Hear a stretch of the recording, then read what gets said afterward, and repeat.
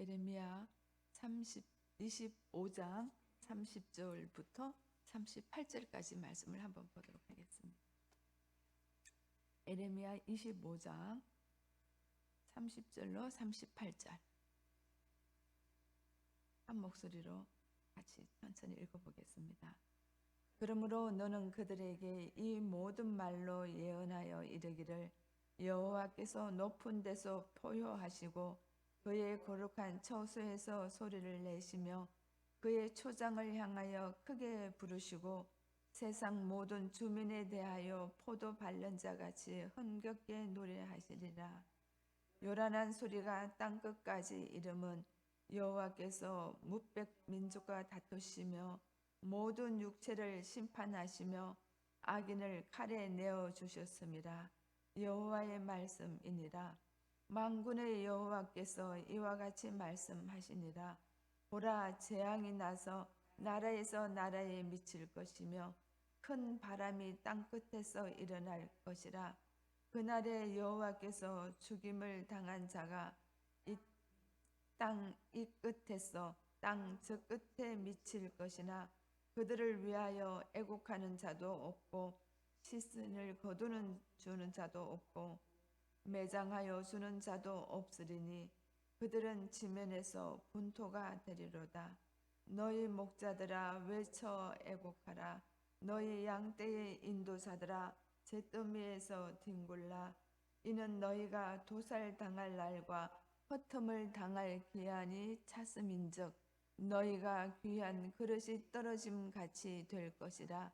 목자들은 도망할 수 없겠고 양떼의 인도자들은 도주할 수 없으리로다. 목자들이 부르짖는 소리와 양떼의 인도자들이 애곡하는 소리에 여호와여 그 초장을 황폐하게 함이로다. 평화로운 목장들이 여호와의 진노하시는 열기 앞에서 적막하게 되리라. 그가 젊은 사자같이 그 굴에서 나오셨으니 그 호통치시는 분의 분노와 그의 격렬한 진노로 말미암아 그들의 땅에 폐허가 되리로다 하시니라. 아멘. 우리가 어제 다루었던 것처럼 포도 틀에 포도를 담아놓고 발로 짓밟는다고 말씀하셨습니다. 그냥 밟는 것이 아닙니다. 밟는 자같이 흥겹게 노래하는 소리가 들릴 것이라고 얘기했습니다. 이것은 수확을 기다리는 즐거운 소리가 아니라 짓밟아 버리겠다는, 진멸시키겠다는 것, 너의 모든 형체를 없이 하겠다는 것, 그래서 새롭게 포도주로 만들겠다라는 그 소리입니다. 그 요란한 소리가 땅 끝까지 이르면 여호와께서 문민족과 다투시며 모든 육체를 심판하시며 악인을 칼에 내어 주셨습니다. 여호와의 말씀이네.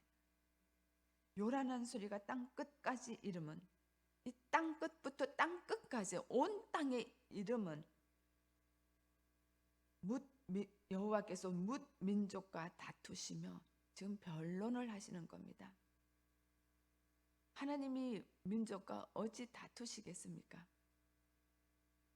그러나 하나님은 이 다투신다라는 표현을 쓰시면서 내가 변론 좀 하자. 너희들과 함께 변론 좀 하자. 내가 왜 이러는지 변론 좀 하자. 내 사자들이 불말과 불병거들이 고함 지르면서 너희들을 공격할 건데 너희들이 좀 제발 나랑 변론 좀 하자. 왜 이런 일이 있는지, 이게 내가 잘못해서 그런 건지, 너희들이 돌이키지 않아서 그런 거지. 계속 주님은 변론하기를 원하십니다. 법적 용어입니다. 모든 육체를 심판하시겠다는 말씀입니다. 그것은 악인들을 칼에 내어주셔서 너희들이 완전하게 멸망당할 거라는 하나님의 완전한 심판을 얘기하십니다. 심판하기 직전에 지금 이런 변론을 하자는 겁니다. 32절 보니까 만군의 여호와께서 이와 같이 말씀하시니라.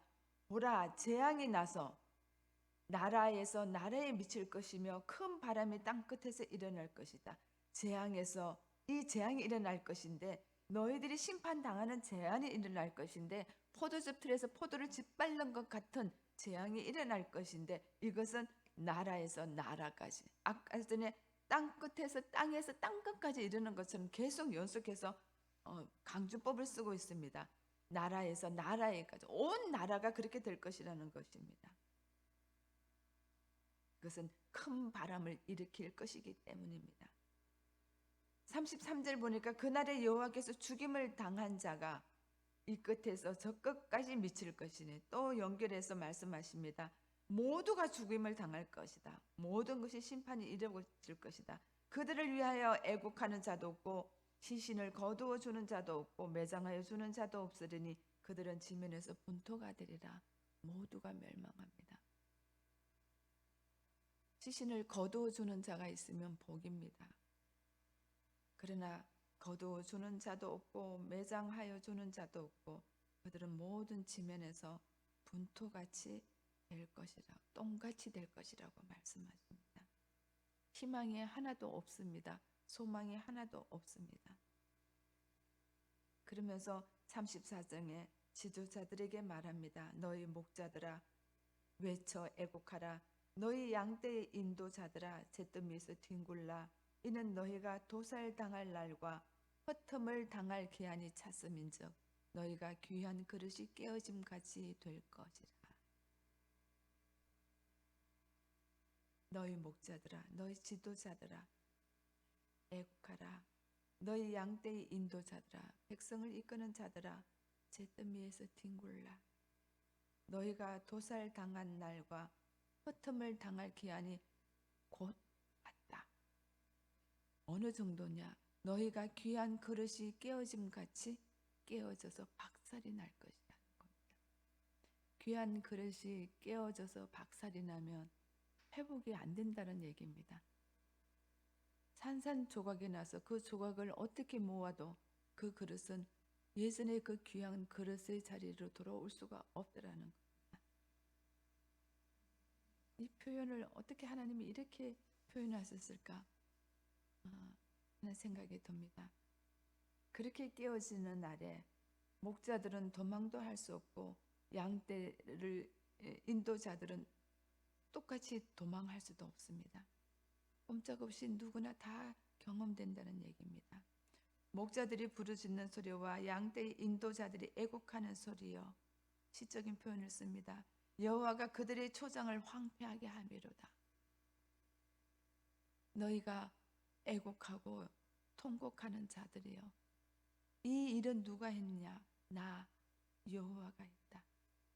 나 여호와가 그들의 초장을 황폐하게 했다. 너희들은 애곡하고 부르짖어 봐야 아무런 쓸모가 없다라는 겁니다. 37절 보니까 평화로운 목장들이 여호와의 진노하시는 열기 앞에서 적막하게 되리라. 평화로운 목장이 있었습니다. 그들은 평안했습니다. 주님이 그들을 돌보시는 동안에는 샬롬 평안이었습니다. 그러나 여호와의 진노 앞에 그들은 적막하게 되었습니다. 아무것도 회복할 수 없는 소망이 끊어진 상태를 말합니다. 누가 이렇게 하셨나요? 여호와 하나님 그렇게 하셨어요. 평화를 주시는 분도 여호와 하나님, 진노하시고 심판을 주시는 분도 여호와 하나님. 그러나 이 일은 반드시 이루어진다라는 말씀입니다. 왜냐하면 그 하나님은 젊은 사자같이 그 굴에서 나오셨으니 그 호통하시는 분의 분노가 있기 때문에 그렇습니다. 하나님의 극렬한 진노가 있기 때문에 그렇습니다. 그들이 땅에 폐허가 될 것입니다. 물론 바벨론을 통하여 온 열방이 심판의 도구가 될 것입니다. 궁극적으로는 하나님이 마지막 때에 심판의 잔을 허락하신다는 말씀이기도 합니다. 그러나 그 바벨론도 결국은 하나님에 의해서 또한 심판당하시는 것을 볼 수 있습니다. 이 끝에서 저 끝까지, 이 땅에서 저 땅까지, 이 민족에서 저 민족까지 모든 민족이 심판받습니다. 그것은 한 사람도 예외가 없다라는 말씀입니다. 그 진노의 칼은 여호와 하나님께 있습니다. 반드시 심판은 있습니다. 어떤 목사님이 그러시더라고요. 사람들이 예수 믿는데 왜 이렇게 안 변합니까? 그렇게 말하니까 그 목사님이 그렇게 말씀하셔요. 안 변하는 게 당연하다는 거예요. 그래서 무슨 말씀을 하실까 하고 들어봤더니 애초부터 그 안에 예수가 없어. 그런데 어떻게 변하겠어? 성도들입니다. 교회에 나왔습니다. 예배드립니다. 같이 교제를 하고 신앙생활을 오랫동안 했는데 애초부터 그 안에 예수가 없으면 안 변한다는 거예요. 나는 변했나? 참 그냥 쉽게 들을 수 있는 얘기인데 굉장히 무서운 말씀입니다. 우리가 교회에 있다고 해서 내가 하나님의 이름을 부른다고 해서 예수 이름을 부른다고 해서 구원에 이르지 않을 수도 있다라는 말씀입니다. 그런 자가 없는데 어떻게 교회가 바뀌겠습니까? 이렇게 말씀하십니다. 예수 믿으면 바뀌는 게 정상이라는 얘기죠. 예수가 없기 때문에 안 바뀐다는 얘기입니다. 심판은 반드시 있습니다. 내가 바뀌든 바뀌지든 않든 간에 하나님의 마지막 심판은 반드시 있습니다. 하나님이 불말과 불병거를 대동하여 요란한 소리를 내시며 이 땅에 와서 진노의 칼을 드실 때가 반드시 있습니다. 그때 내 안에 예수가 계시지 않으면 우리 이름은 결코 불려지지 않을 것.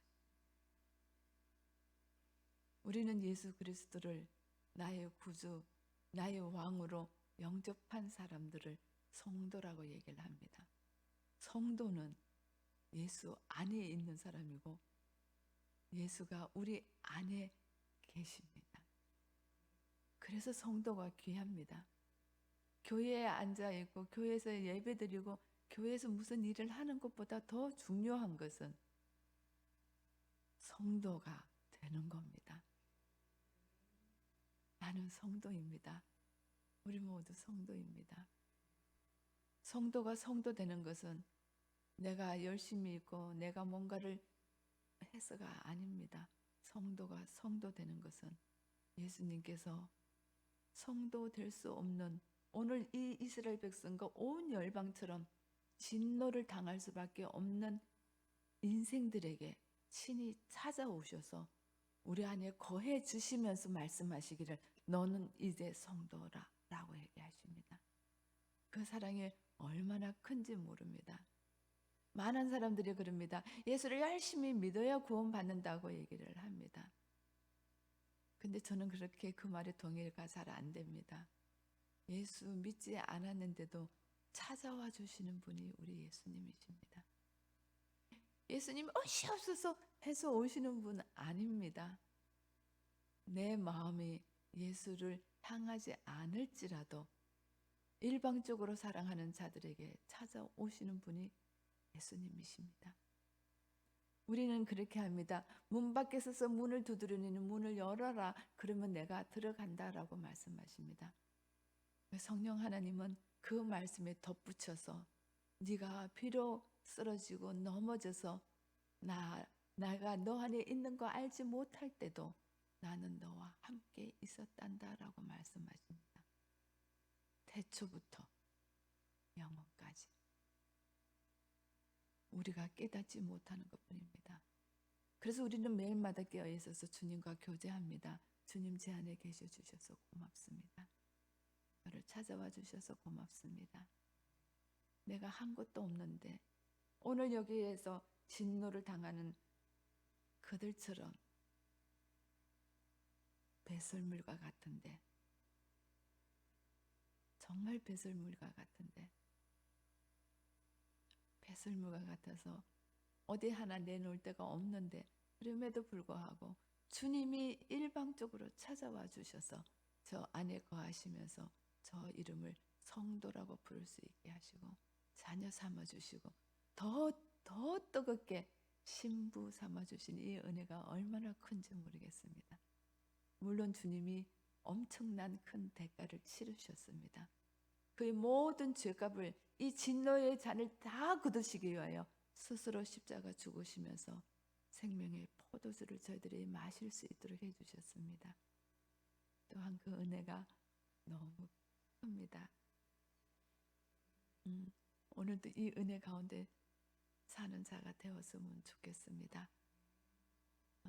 어제 우리 집사님 한 분이 저는 참 많이 답답해요 하셔요. 그래서 왜 그렇게 답답해요? 그랬더니 뭔가가 내 안에 주님이 내 안에 계시다는 뭔가 확신이 확 왔으면 좋겠대.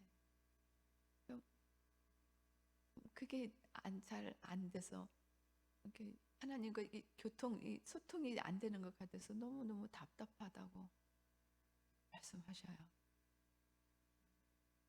어떻게 하면 이 답답함을 좀 해결할 수 있을까? 제가 막 대화를 하면서도 기도하는 마음이었는데 어, 주님은 오늘 우리를 찾으시거든요. 우리를 부르시거든요. 우리와 함께 계시거든요. 근데 내가 막 답답해.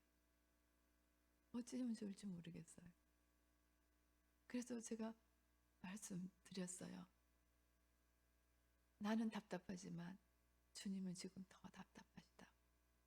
답답하게 하는 동안에 주님은 지금 뭔가가 계속 말씀하고 계실 거라고. 그 음성을 들어보시면 좋겠다고.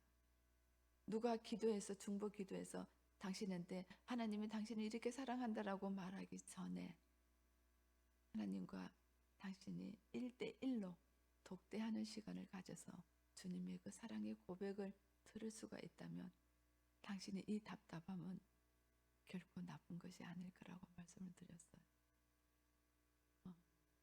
정확한 답인지는 모르겠는데 그렇게밖에 말해줄 수가 없었어요. 그리고 집으로 돌아가면서 기도했습니다. 하나님, 막힌 것 같은 저 심령 속에 저에게 찾아오셨던 그 은밀한 세미한 음성으로 찾아오셨던 주님의 음성이 우리 집사님에게도 임하셔서 말씀해 주십시오. 치밀하게 말씀해 주십시오. 얼마나 사랑하고 있다고, 얼마나 너를 기다리고 있었다라고 말씀해 주십시오 하고 제가 가면서 기도했습니다. 저는 그렇게 믿습니다. 내가 무언가를 해서가 아니라 나는 아무것도 할 수 없을 때도 주님은 저와 함께 계시고 나의 믿음이 부족하여 정말 답답하게 견딜 수가 없을 때에도 뭔가 했으면 좋겠는데 아무것도 할 수 없을 때라도 주님은 오늘 우리에게 찾아와 주셨습니다. 그리고 이 모든 심판의 진노를 멈추어 주시고 구원을 해 주시겠다고 약속하신 말씀이 있습니다. 저는 그 언약의 말씀을 믿습니다. 오늘도 그 약속 붙들고 한 날도 주님 안에서 승리했으면 좋겠습니다. 기도하겠습니다.